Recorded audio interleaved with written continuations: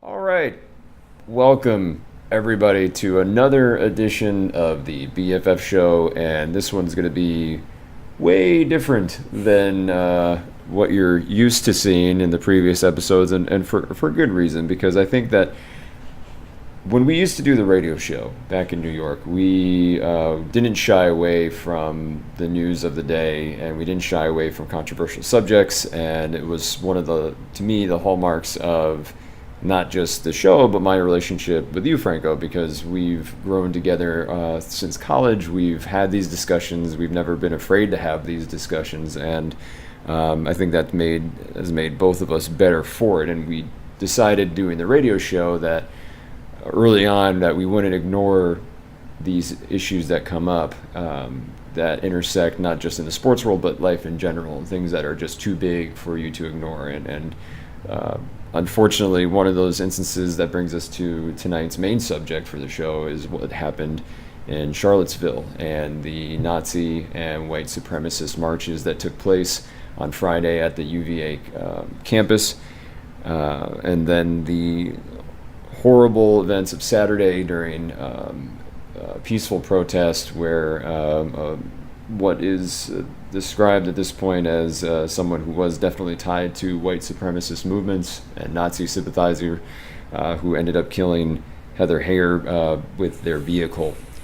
And to compound all that with the political landscape that we have now, we have a president, Donald Trump, who seems to and there's not a really polite way to put it, but doesn't get it on the largest scale I think that you and I have ever seen before, and was unable to articulate what should be a very easy stance of being against Nazis and white supremacists, and doubling down on that, sadly, earlier in the week that we recorded with a just insane press conference that basically, to sum up, said that both sides are wrong. So the anti-Nazi side was also wrong, which is just in my lifetime, and I don't want to speak for you, Franco, but for me in my lifetime, I never thought I would see this, and you can call it being naive, and also I identify as a white heterosexual male that does not have to think about these things often. And that is part of the problem overall. And I don't want to get too deep without giving you the opportunity to talk, Franco, obviously. But I think for me, it just was really, it was a very difficult weekend because it's seeing what to me personally, should have seen coming, because this has been bubbling up throughout the 8 years we've had President Obama. It was bubbling up really to the surface during the 2016 presidential election, this just unbridled hatred from white supremacists and Nazis of all of a sudden what seems like we're stepping further and further back, where we have to have conversations about why we should be as a country against Nazis, which, my grandfather, having fought in World War II, would be killing himself right now if this was part of the conversation, given that, and all the veterans that gave up their lives to fight against this hatred, to see it come back, and it just devastating and heartbreaking. And I'm trying not to say these words that I feel like everybody says, and I don't want it to be hollow, but that's just how I felt. But Franco, I mean, you and I, like I said up top, we've had these conversations sadly way too many times, and how are you doing, and what were your thoughts during this whole thing?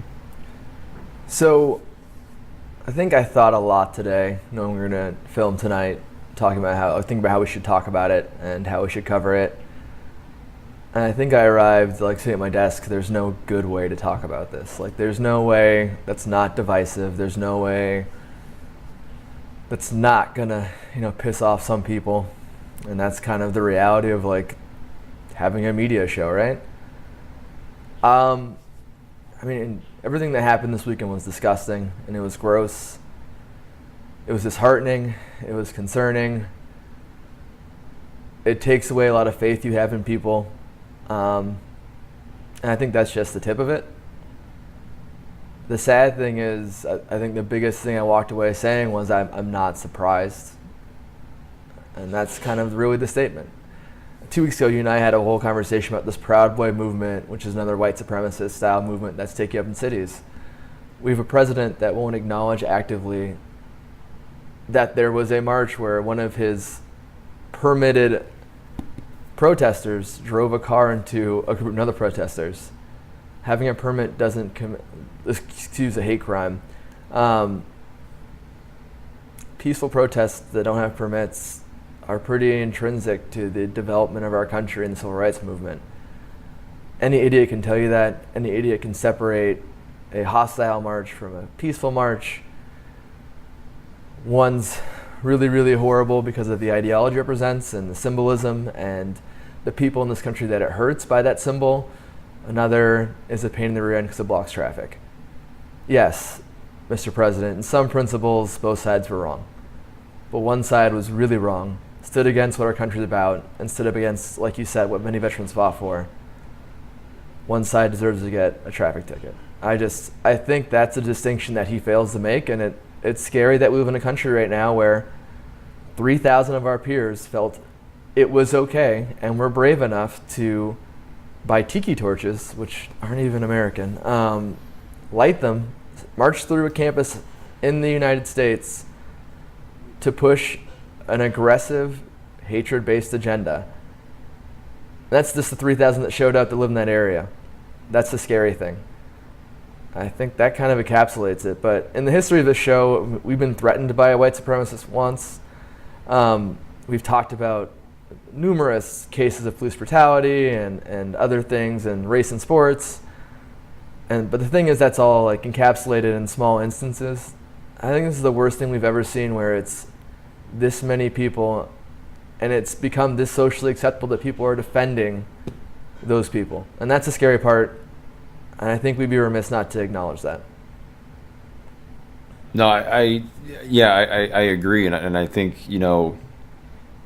when you have a group like that, and it makes me again pause, because I think that for white Americans, and we've talked about this before, there has not been, and there's not been an emphasis on understanding what that means and the history, the true history behind that. And growing up, from my perspective, different than when you grew up, because everything was in the history books just seemed standard. Like that was just, there was no conscious decision in my education until I got to college, and actually until I got through with my master's program, to really have a discussion about what being white in American history really means, and the not so great history of that, and how that has led to the development of institutionalized racism and discrimination, and sort of the ugly truth and the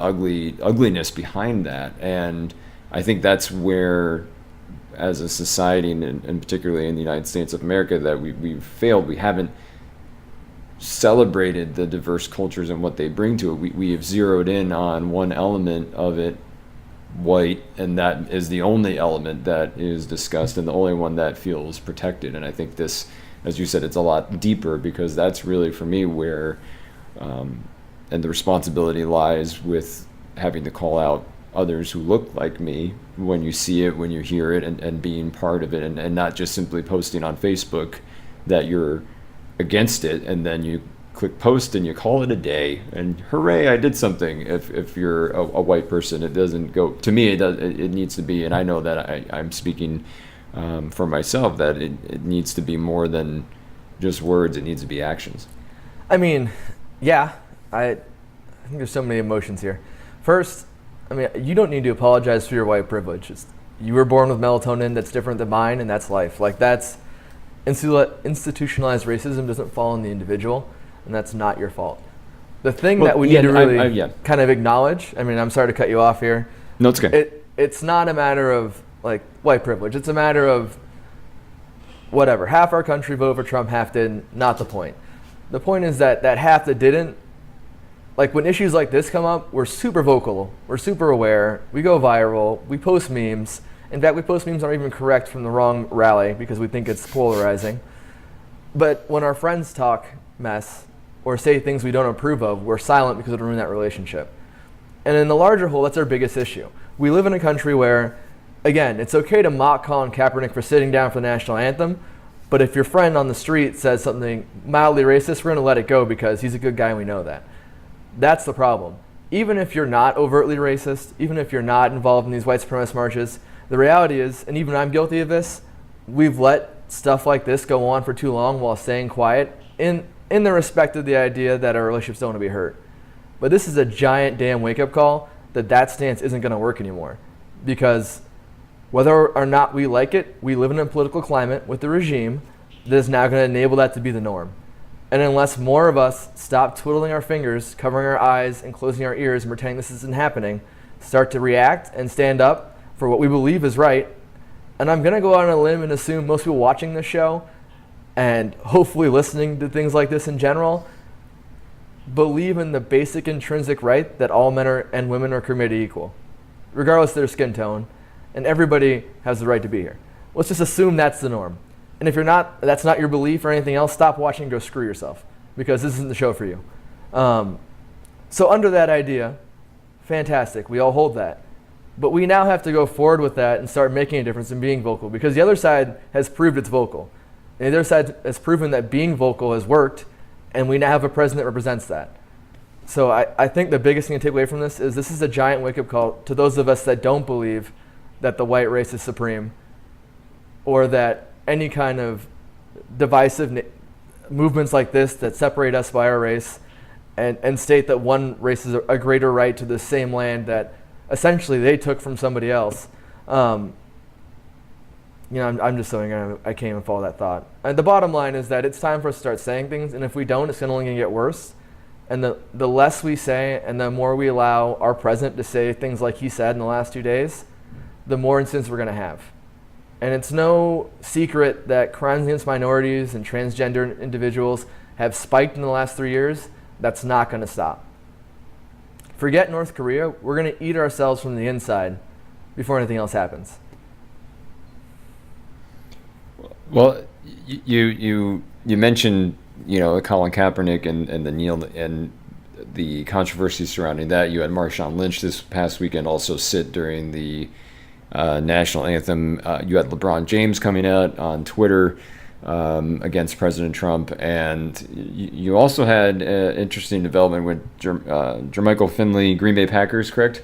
Yep, Green Bay Packer, or former Green Bay Packer. He was a tight end and then retired for neck injury. Okay, who came out and said it's all publicity stunt, and it's just, and I think sports are again where some of this there's the cross section. You had it's not there's a precedent. It's Muhammad Ali. Obviously, who's one of the more famous athletes who came out against racism in the United States and was an advocate.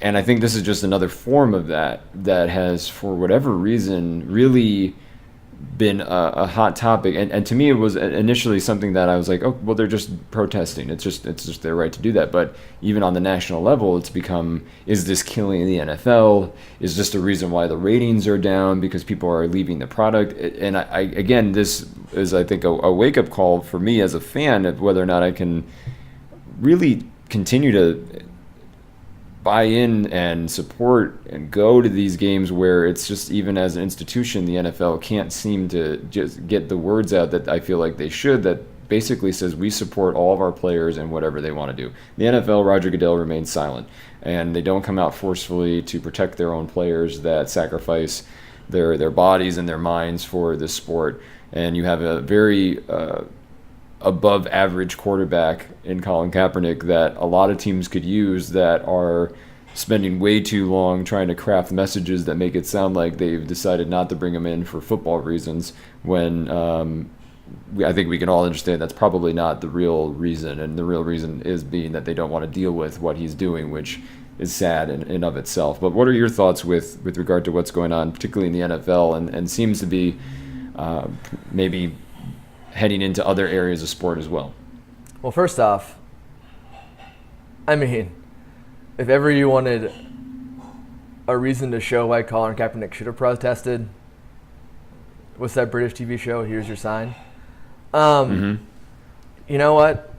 along with those people that aren't watching the show anymore, screw Jermichael Finley.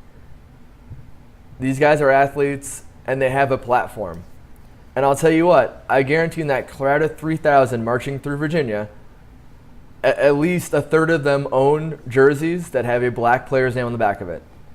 So when a black player who has prominence, and any player really, Tom Brady, any NFL player of color has prominence, and they say something, even those idiots hear it because they have to. It's a shame that more players don't stand up for what they believe in and don't push a social agenda. And you know what? I have more respect for idiots that push the wrong social agenda than I do the people that say nothing, like Jermichael Finley, and hide in their rich houses and don't make commentary what they feel is right and wrong. That's just my personal opinion. I think it's about time that athletes start to realize that they are role models. And they can say they're not, and they can say 1,000 other things. And it's depressing that the narrative right now is Ezekiel Elliott and him trying to get off by essentially slut-shaming a woman. That's what we're talking about, instead of talking about Michael Bennett and the Seahawks who are planning to sit, and Colin Kaepernick. That should be the NFL's focus. And it should be celebrating the fact that players that have a platform, thanks to their God-given talents and efforts and work, have a platform to speak that mind and be recognized. Instead, we're talking about a suspension of a player that beat a woman, and the narrative is changing all the time to something else like that. And that's ridiculous. I think you're right in a lot of ways. It's disgusting. I'm not going to stop watching because I want to see Michael Bennett sit.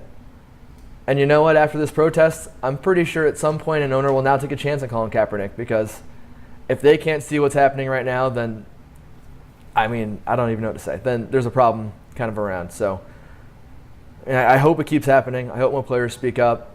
And the players that say it's politically spun, fine. But the reality is that Kaepernick's backed up every one of his words by community service and donations. And as long as players are doing that, then they can say what the hell they want to say. I agree, and it's very, to me, feels hypocritic of fans that are hypocrites that have no problem with, and we've seen this with teams that bring in guys that abuse women, that are addicted to drugs, and that social issue is not prevalent, and that they're fine with it, and they're also fine when they are successful on the field.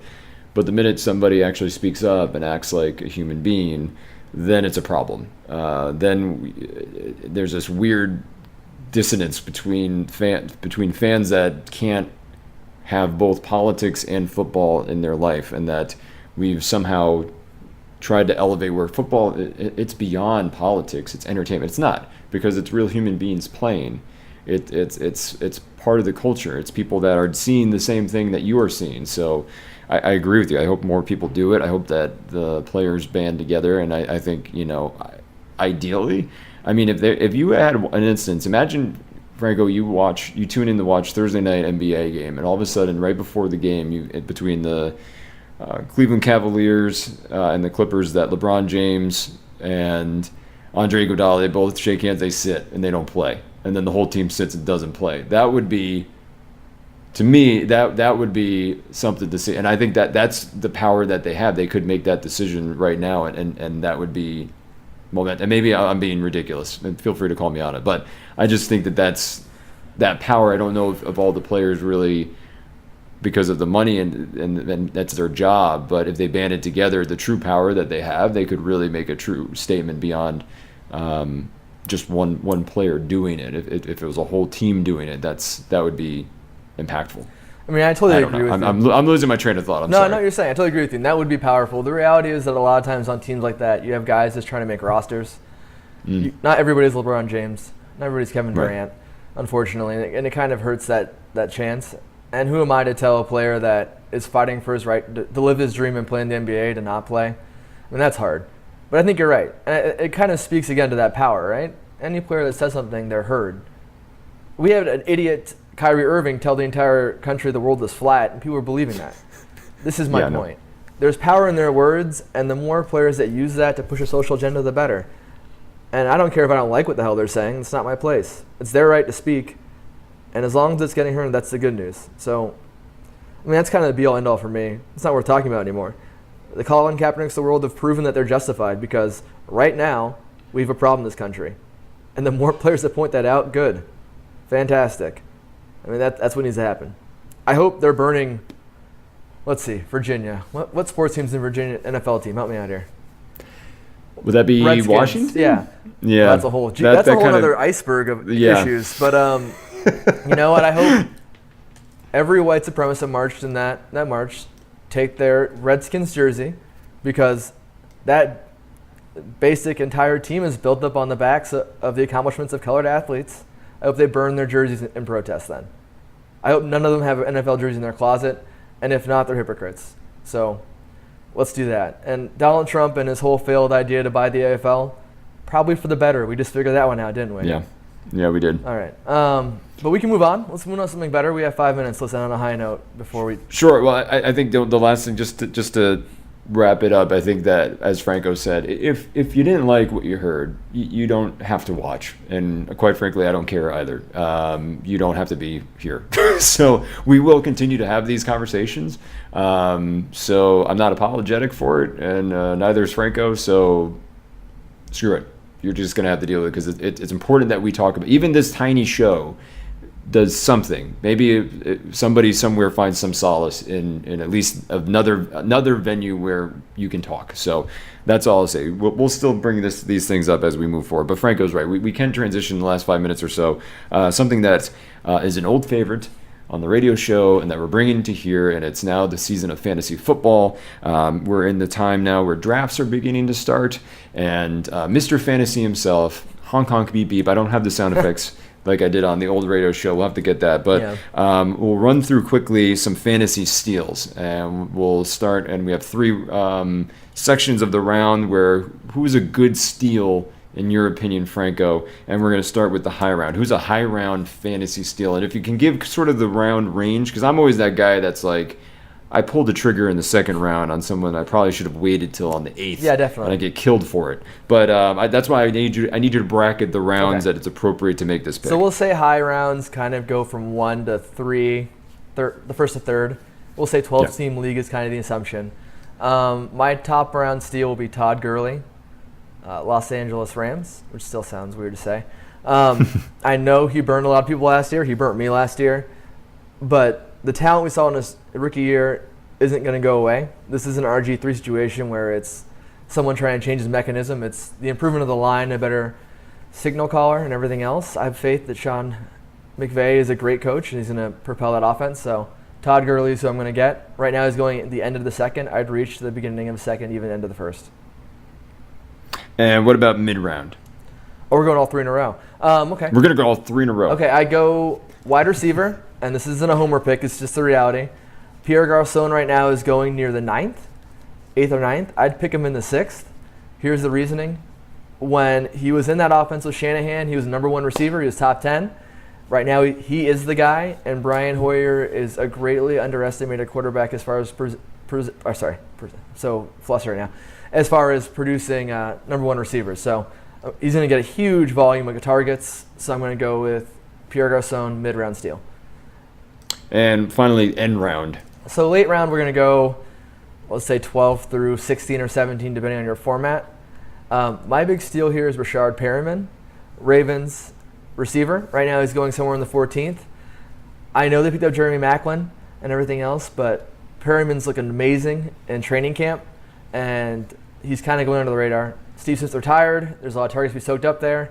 Flacco's a good quarterback producing fantasy output, so I'm saying Perriman. And don't forget, Dennis Pitta's also gone from that. He retired this year, so Rashard Perriman, I'd take him in the 11th. All right, awesome. So I think we that about wraps it up for today. Thank you, Franco, as always, for having the conversation that we did today about Charlottesville. And like I said, this is the show. We do this on the show. So we're going to continue to bring up when we need to. And then we'll also do our best to bring in fantasy football and the regular sports that some of you come here for just exclusively, but we're a package deal, my friends. So, Franco, thank you very much. And for the BFF show, my name is Brendan. I'm Franco. And we'll see you next time.